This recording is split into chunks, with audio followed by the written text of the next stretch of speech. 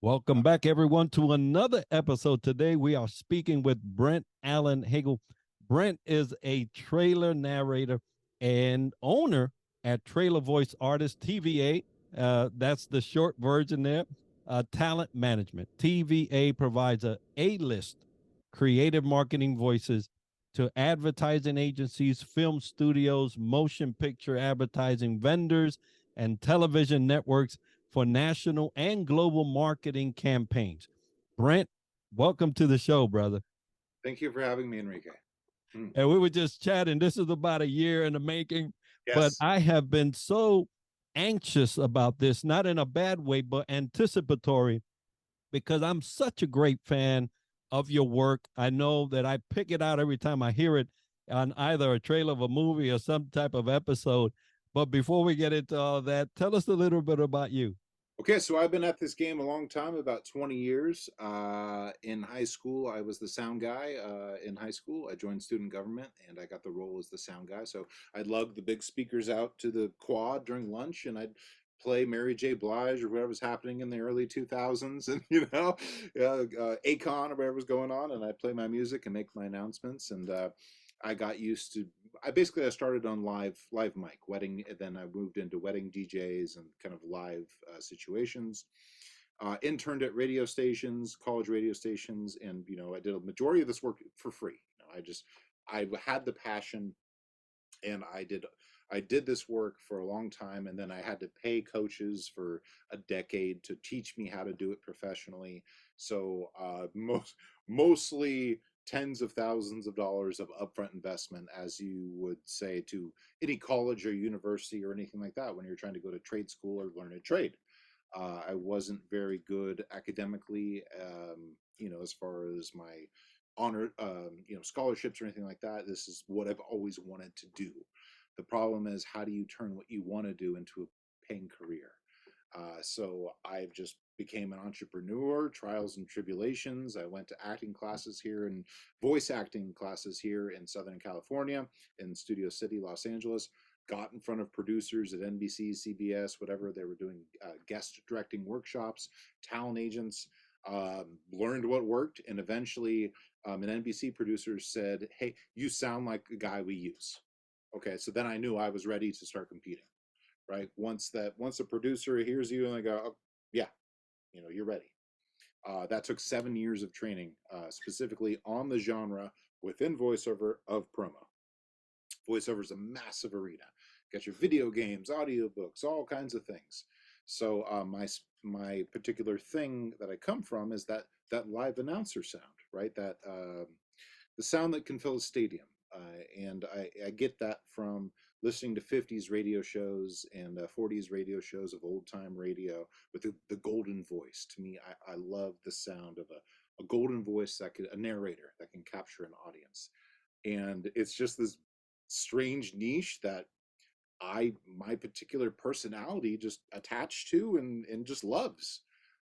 So I've just been on this dead set pit bull, just relentless bite on and don't let go journey of making it happen for my reality.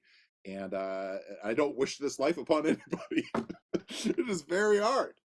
But I finally do it. 20 years later, I'm making my money working for movie studios and TV networks and things like that.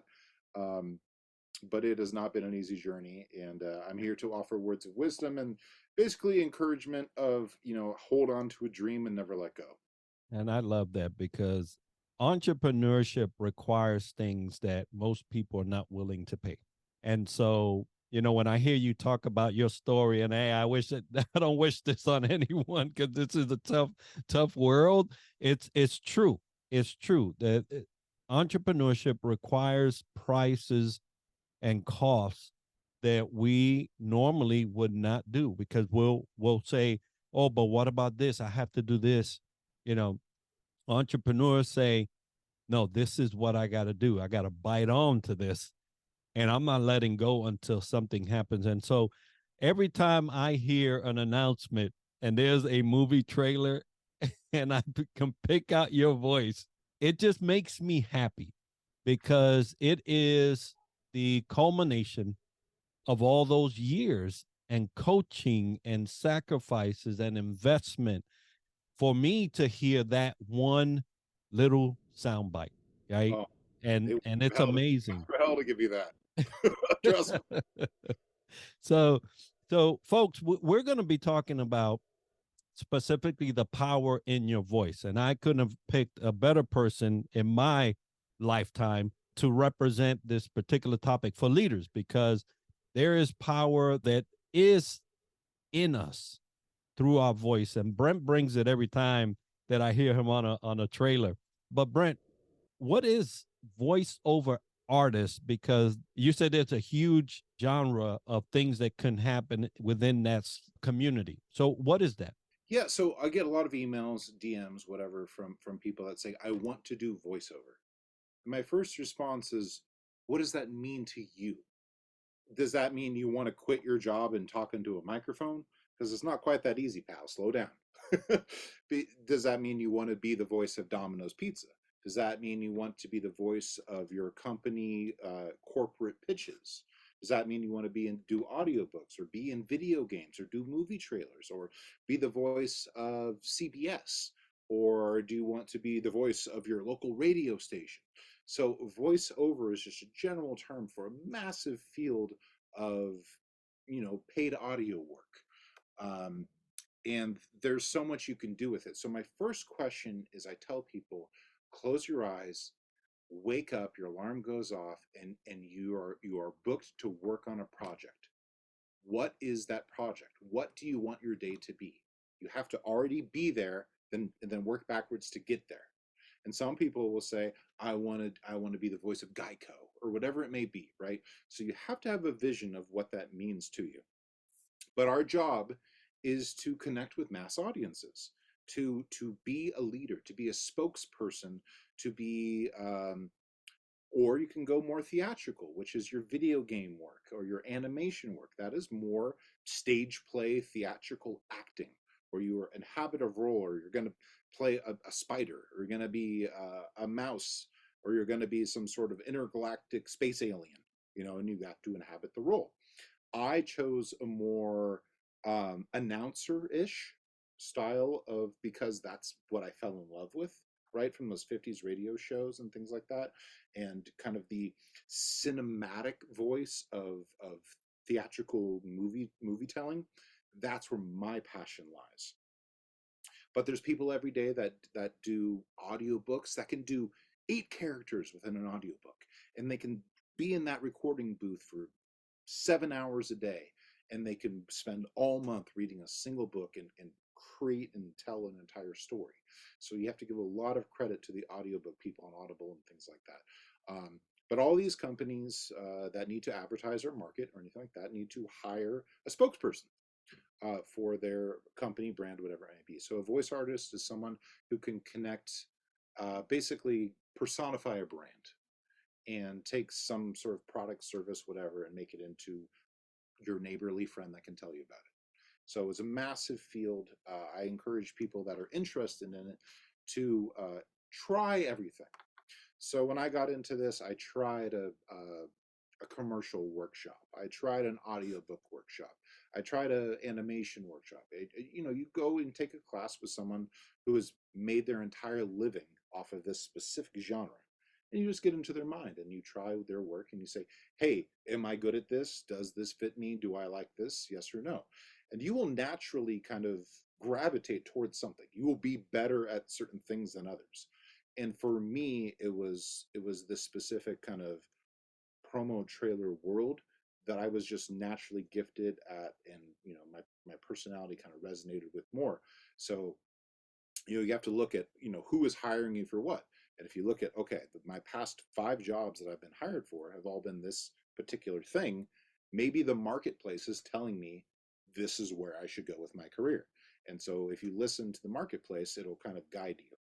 But in the beginning, explore everything. I started doing $5 phone systems, and like when I was, I think, 19, I got paid, I think, five, 10, and $15 to do phone systems for random companies across the United States, and I was excited about it. Don't get me wrong, I was stoked to be able to be like, you've reached, Paul's dry cleaner. And I was like, yeah, did it. It's a journey. So voiceover is this massive world. You can tell how passionate I am about it, and I really do think that, um, for the right person that's willing to go out and be an entrepreneur, it's not going to be a side hustle. You really have to commit. So I basically, just having said that, I've waited tables my entire life. Like I did catering and wedding DJs, and you have to have a stable income to pursue this, because it's the same as trying to be on a sitcom or any other like on-screen actor job. That you work and work and work until you get a gig that's sustainable, and then it can take you into the further career. Because when they need you, and you can't be like, oh, I'm at my day job. I can't record right now. So in this world that I'm in, like you need to have it back in 15 minutes. Like we need you now. So you need to have enough money, be stable enough to be able to just when they call you, go. So it's a very delicate balance of, are you making enough money to sustain that? Do you have a day job? Like how can you be behind the mic, and it's, and if you're not working, then what are you going to do? So the struggles of any entrepreneur, your income to work ratio. But voiceover is massive. It's very enjoyable. I suggest people that are interested in it explore it. Long-winded answer to your question. I apologize. No, no, no, no problem. No, it's good to know, because there are some people that are interested, or they hear someone and say, "Oh man, I could do something like that." Something that's appealing, but what doesn't happen is that they don't count the cost, right?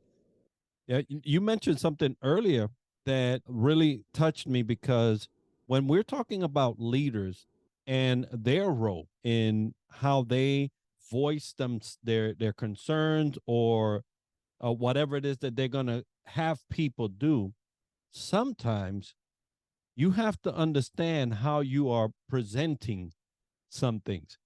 And there have been times that I know that I have heard leaders come and say, "Hey, we got to do this, this, that, and the other," and their voice didn't match the imperativeness of what they wanted, right? And so people just kind of like, okay, I guess I'll get it done sometime. It wasn't that pressing. It didn't sound like it was pressing. And so when I think about the art and the career of a voiceover artist, how they are being the spokesperson for a particular brand, let's say, or company, everything hinges on how they present that. You have great artists, and then you have folks that, it just stumbles. But with leadership, I liken this role in terms of how they present themselves to their people. So, what can I do, or for folks that are listening, what can they do as a leader to maximize the potential in their voice? Yeah, I think it all comes down to, when we as voice actors are working on a job, the first thing we do is we get a brief, right? So we get a script. It tells us the top direction. It says what we're trying to do, what we're looking for, the type of voice, sound, anything like that, and then we have a script. And a lot of the time, the script will kind of, once you've been in it a while, you can read the script and understand um, what it is they're trying to do. But often, also in the script, it has camera shots, things like that. Basically, we see the commercial, and we really have to learn to think visually in order to sell this. But our job as voice artists is essentially to manipulate the emotions of our audience. I need to know who it is I'm talking to, what it is I'm trying to convey, and how serious is this? Am I talking swiftly? Is this a quick talking commercial? Am I talking slow and empathetically? Is it a hospital spot? Is it is it an AT&T spot? All these different sort of styles of marketing and presentation all have different cadences and rhythms. So if you're a leader of a company and you're trying to convey an important message, or you're speaking in your boardroom or whatever it may be, I would, they need to take ownership of the role. They need to, people, and I've seen it so many times that people want to follow a strong leader, and people will quit a job based off their boss. If they don't respect their boss, admire their boss, understand their boss's vision, feel that the person leading them is invested, and I think a lot of these emotions and feelings can be heard within the voice. So if I went to a boardroom meeting and someone was just literally reading off a piece of paper, hey, I got this from corporate, and today we're going to be going over the do's and don'ts. It's just like, oh, I'm out. Like, I'm already, my boss obviously doesn't care. They're not invested in it. You got to drink the Kool-Aid. You got to be part of it. If that's not the role for you, maybe go find another role. But you should always have some sort of leader who believes in what they're doing. And so I've had a lot of jobs in the past where I worked at a car wash. Like I said, I took a lot of jobs waiting tables, whatever it may be, to get into voiceover. Um, and I had to believe in the mission, and I've always quit those jobs because I didn't believe in the product I was selling. I have to believe in the mission that I'm doing in order to do a great job at it. And this was the ultimate goal of getting into the voiceover world and doing this. And this is my passion. And when I talk about it, when I sell it as a manager, as an artist, I believe in my artists. I talk about their work. I know how good they are. I see what the product is. I match the voice to the product. And I'm a good salesperson. I'm a good leader because I believe in what it is that I'm doing, and this is really the only thing I could be doing. Like, there's no other job or role that I could take. This is it, and it took me, 20 years to find it. But a leader should have this level of passion that I'm speaking to you with about whatever it is they're doing, selling, preaching, whatever it may be. Um, and so, yeah, it all comes down to level of investment and respect and understanding of that leader. And uh, you know we're all not going to have good days, but when it's time to turn on the light and perform, you better perform. uh you can't be afraid of speaking in people sorry can't be afraid of speaking in public and getting on stage and doing it. It's terrifying, don't get me wrong. I'm terrified to speak on stage in front of people, but I do it because that's the job. I don't say, hi, I'm here and I'm terrified. I just do it, because even if you stumble the first couple of sentences, you're a fourth quarter team, baby. You're going to come back and win this game. So get up there, and I call it drinking the Kool-Aid, because you have to be fully invested in what it is you're doing. And your team will hear it. They'll hear it in your voice. They'll hear it in your cadence. They'll hear it in your emotions. You kind of have to be an empath to really be a great leader. And you have to be able to read a room. If your people are falling asleep, crack a joke. You can't take yourself so seriously, man. It's not that serious. It's okay to have fun and still create a great business. So that comes down to company culture. It comes down to you don't want to make anyone feel uncomfortable with, like, any sort of off-color jokes or anything like that, but still you want to have a room that's not like, you don't want people to be afraid of you. You want to form, I hate the word work family, but you want people to feel comfortable. Look, these are your coworkers. They're not your family. Get it straight, okay? We're going to be here. We're all going to be civil, but you need the point is, the voice that is leading this table needs to allow room for everyone to feel themselves and be able to know that they have a voice and they have a vote. So you shouldn't be talking the entire time, I guess, unless you're giving a presentation, but you should be listening as much as you're talking, as a true leader should. Um, because at the end of the day, if your vision goes against, 70% of the room, you're going to have yourself quite a mutiny on your hands. So, uh, you know, have conviction in your voice. Understand. I think knowledge and understanding of the mission is very important, and believing in what you're doing is also very important.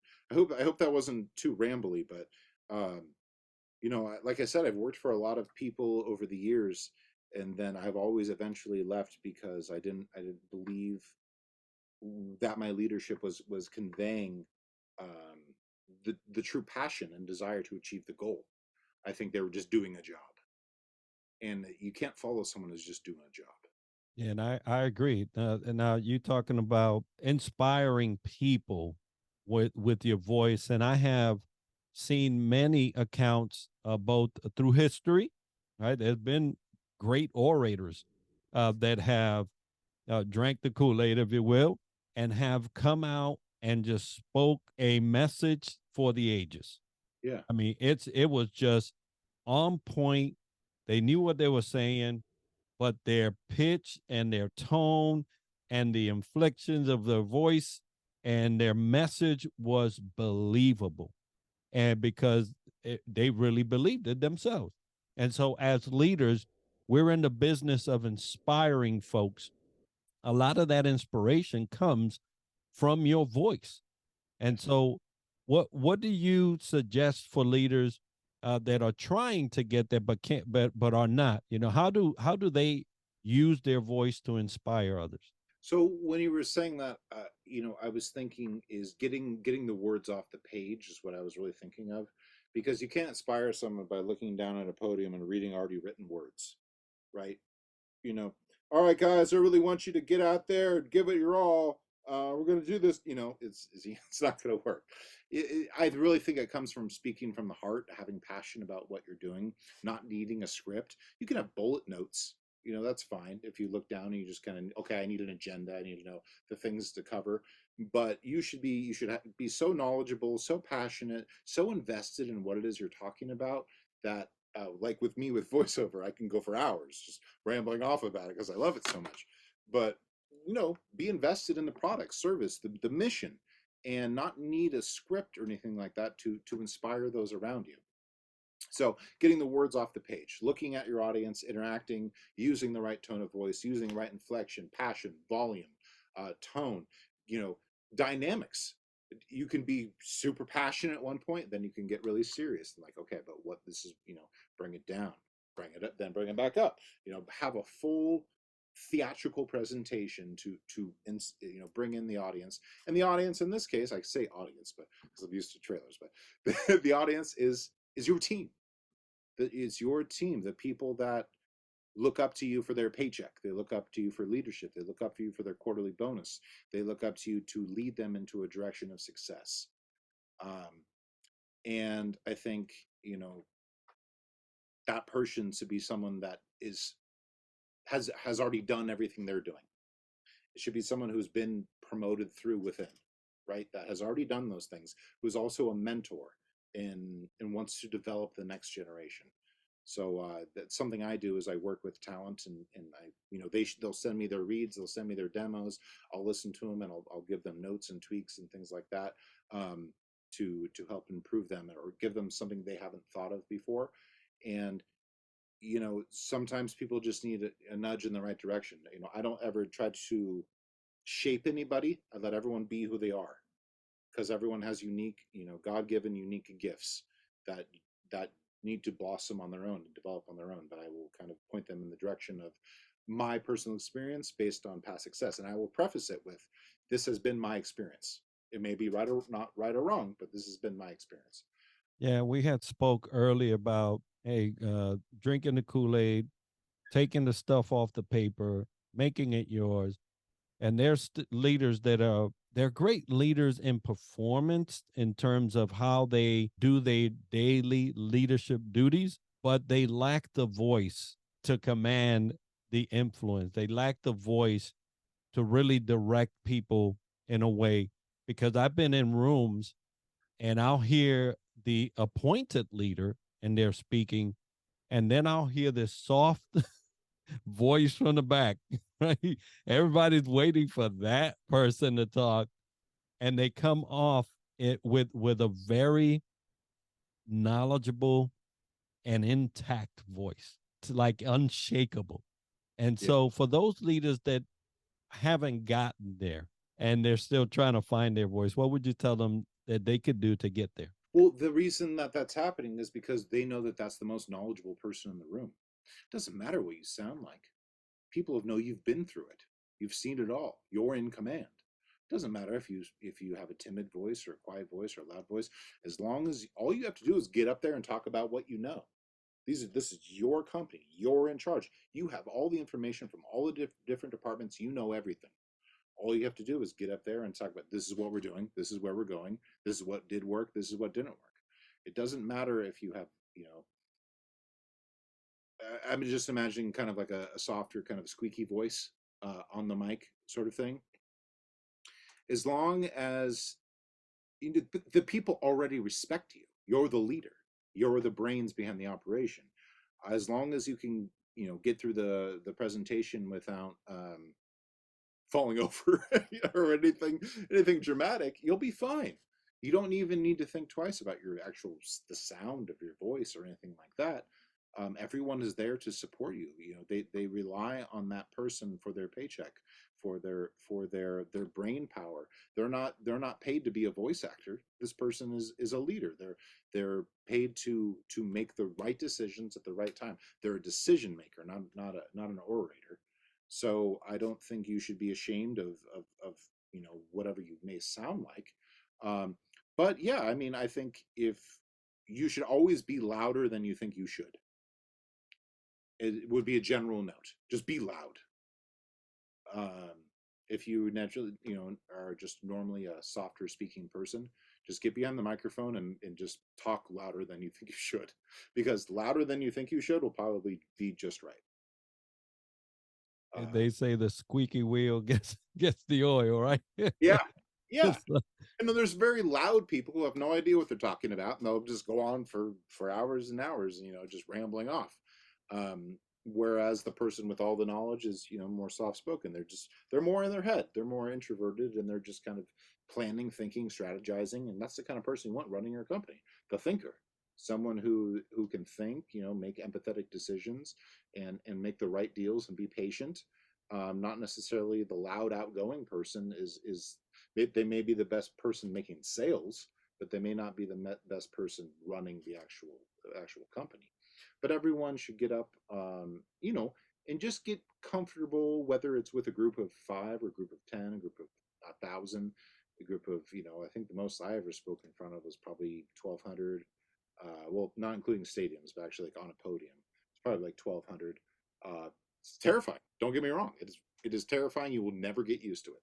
It is always scary. But just put yourself in the situation and try it and bomb.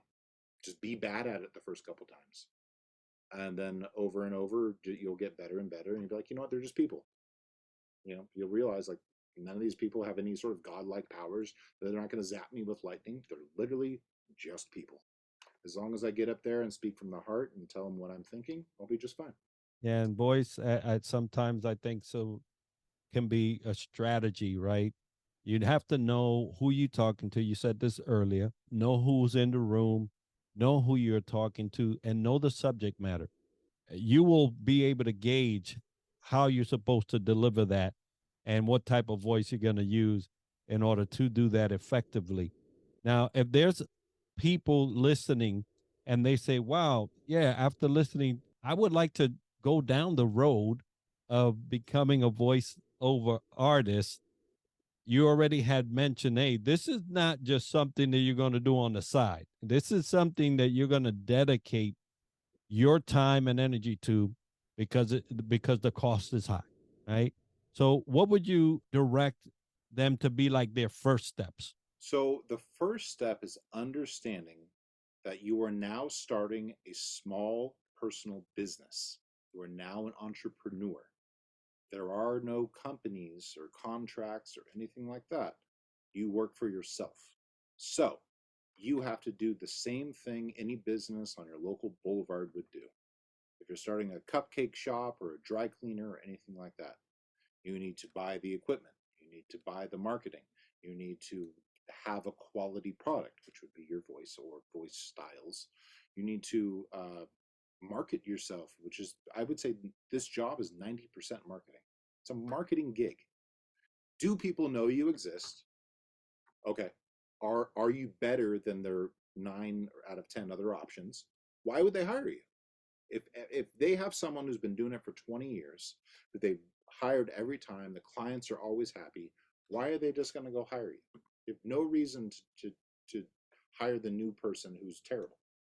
So invest in the training and the skills. Like I said, it took me 7 years of, I had to pay out of pocket, make zero money for 7 years to get the training to be good enough to compete with the best.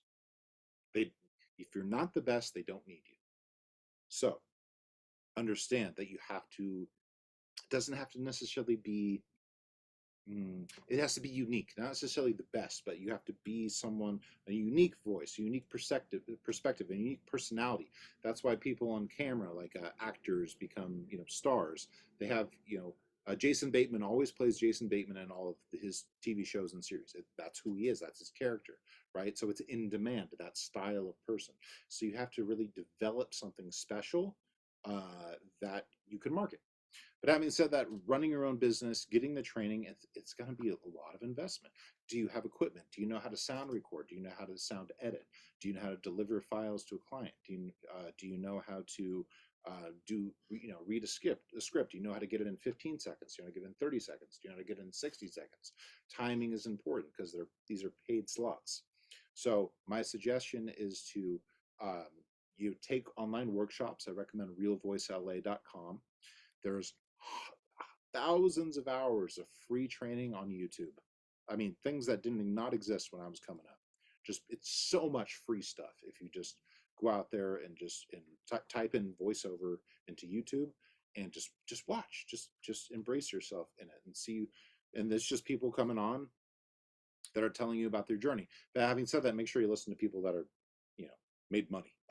So I base my career off of the mentorship and following the path of people that have made the $1 million a year, right? The people that have been the most successful in the field. And over my journey, I've reached out to them, emailed them, called them, spoken with them, gotten their advice because, and the advice is always changing because they don't necessarily know what's happening today. They know what happened when they were doing it and they were in their prime heat. Some have retired, some have not. So the advice is always changing. But my advice would be to take a class, invest in basically you can go on YouTube and type in a closet recording studio. You can build one in your closet for under $1,000 and get something decent. And start local. You don't have to be the national voice of Domino's Pizza your first gig. Okay, you can be the voice of a local furniture shop, a local mattress store, the local karate studio. And you get paid $300 and have it's your first job. It's your first gig. Stop being so hard on yourself. It's okay to start small. Knit your first sweater. You're not doing a quilt right away. You're knitting your first thing. Maybe a little coaster for your soda. You start small, learn the craft, embrace yourself in it. And then over time, build the quilt, get bigger and expand. But don't think of it in terms of weeks or months. Think of it in terms of years. Like I always thought, like, okay, dude, I'm gonna be so famous in like 6 months. Like I've got the voice. Like, let's do this. And that was 20 years ago. So calm down. So it takes time, takes patience, and just never, if this is your dream, if this is really what you want, do it until you die. There is no timeline. My I advice. love it. I love it. And it does require full commitment, just like any other thing that we're doing. The trouble is when we're not willing to commit fully. And so this is one of those things that you have to go in all and give it your all. So, folks, we've been talking about this subject because I know that there are leaders that have an opportunity to capitalize on their voice, capitalize on how they project their voice and how they use it. TVA has their own thing going on, bringing up other artists, and I appreciate everything that you have done, Brent, for your work currently. And I know that you have a goal. You have a goal, right? You you want to talk and be the voice of, and I'll let you explain a little bit of that before we go. So one of the things you should do in your career, again, my advice, doesn't take it or leave it. You should have what is called the ultimate or unattainable goal or ultimate goal. It should be something that in your mind right now you see is just crazy, right? Because, we as humans in our consciousness, we create our reality. We can create whatever we want. So just Find something that is the epitome. That's why I said earlier, you wake up in the morning, you put your feet on the ground, you turn off your alarm clock. What does your day look like? You have to already be there. You already be imagining it. This is kind of your metaphysical sort of lesson, right? But my goal is to be the voice of a major movie studio and be their unique sound. Unique sound for a major movie studio and do all of their trailers, action, horror, drama, comedy, whatever it may be. Right? So all of these genres.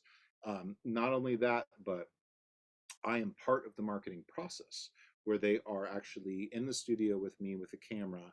I'm working with the engineers and with the footage and everything. And we are creating in real time this trailer. And they're capturing my facial expressions, my emotions, the actual conceptualization of the emotions of the trailer that's happening in real time. And that will be social media footage as well as marketing of the film. So I really, I my heroes are movie trailer narrators, like your Don LaFontaine, your Hal Douglas, your Al Chalks, um, people like that have been narrating trailers for the last, most of which are deceased, by the way, but have been narrating trailers since the 60s, since the 40s, since the beginning of the trailer narration. These are my idols.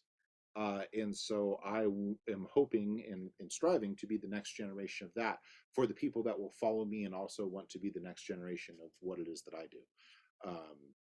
Because I want this to stay a craft and I don't want it to just fizzle out. So there needs to be specific people, maybe a handful of us that just, you know, keep the craft alive and you're just amazing at it. You can't be good, you can't be great. You have to be the best. Out of 300 million Americans, you have to be one of five that are just crazy good, that are dedicated, that are focused, just really love it. So my goal, my unattainable goal, my impossible goal is to be the voice of a major movie studio. And I'm working on that right now. All right. So if that studio is listening, who you would that be? you know who you are, studio. You know who you are. Well, I'm going to make sure that they get rid of this and, and show you some love, folks. We've been having this conversation with Brent. Use your voice, find your voice, know how to use it for you and the benefit of your people, because there are some messages that need to come out a certain way from the leadership, and you need to know how to do that. It's been a joy to have you, Brent. If somebody wanted to get a hold of you, tell us about things that are coming up. But if somebody wanted to get a hold of you, how would they do that? You can visit me at BrentAllenHagel.com, or all my social handles are at trailer, as in movie trailer VO Brent, and that's my handle on TikTok, on Instagram. You can just send me a DM on there. You can kind of see my work and what I've been up to. And then also on my personal handle, you can see there's like a link tree where you can see all my other links, trailer voice artist management, and all the other nonsense that I've been up to with my voicemails. And I just love engaging with the public. I think meeting people is so much fun. I do like meeting people, but there's some times where I kind of retract and I need some time to kind of collect myself, but then I'll go back out and I'll meet everybody again. um, but I've just been enjoying everything about the last 5-7 years of like having to go through the struggle, making no money at all, and now finally just making enough to pay my bills and feed my family and put my kids in school. And so I'm a happy clam, just being able to do what I love and just feed the family. I'm not trying to be anything crazy. I'm just trying to feed the family and pay the bills. And so reach out to me if you have any questions about getting into it or equipment or anything like that, because there's and again, getting lost in the equipment is not going to make you a better voice. It really comes down to your the training on how you present yourself and deliver yourself, which is the point of the episode, is how do you carry yourself, what voice do you choose to use, and things like that. So going out and buying a $15,000 microphone is not all of a sudden going to make you the best voice actor. So you'll get that stuff over time. But start on baby steps. Step one is just having the thought, having the interest. Like, I'm thinking about getting into voiceover. Step one. That's fine. That's enough. You're thinking about it. I'm thinking about going to the gym. And you're like, Then you find yourself in a gym. Okay, hey, I'm proud of myself. I did it. I'm here. I'll lift some weights. You're thinking about the process. So just start with that, and happy to have a conversation with anybody. Well, folks, we'll have that as part of the video and show notes for you to be able to do that. Thank you, Brent, once again for sharing this time. And I want to remind everybody that today's episode is sponsored by Fantail Services and Superpass, which are powering our website and app, Southern Sweet and Sassy Coffee, and Harchester, London. And if you've enjoyed this episode and learned something interesting about the topic covered today, make sure to subscribe and let us know by leaving a comment right now. We're always looking for new ideas and guests that we can add to our show. So if you know someone or have a topic that you would like featured on the podcast or want to sponsor our show, we love to hear about it by emailing us at triadleadershipsolutions@gmail.com. And be sure to tune in next week for another episode where we dissect leadership from another angle. And as we like to end the show, success to you.